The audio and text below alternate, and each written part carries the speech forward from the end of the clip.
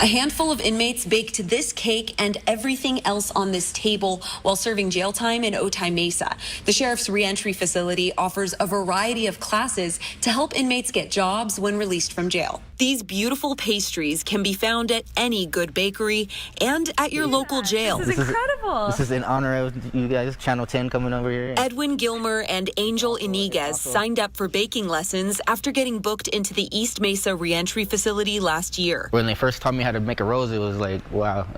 So ever since then, I like to be able to decorate the cakes. How do you make a rose?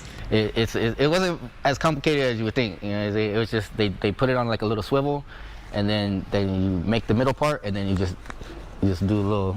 It's all in the hands. Both men just wanted to learn something new. Iniguez says he was inspired by his grandma, who used to bake for him when he was a kid. Well, it seemed very interesting to see how she built cakes, wedding cakes, quinceañera cakes, 2-3 tiers high. They look so nice. Baking is one of 8 vocational programs offered at the facility to people incarcerated for lower-level offenses. Participants get hands-on training and nationally recognized certifications that prepare them for employment once they're released. We're all just people that just made mistakes in our life and ready to move on. The Sheriff's Office has expanded these programs over the last decade. Teachers like Irene Cuellar encourage incarcerated students to believe in their abilities and give back to the community. I don't know, it's nice that I get paid, but I think I'd do it for free because honestly, these guys, it's a pleasure to work with them. The baking program takes a minimum of 6 months to complete. Inmates earn a food handler card and college credit at Southwestern College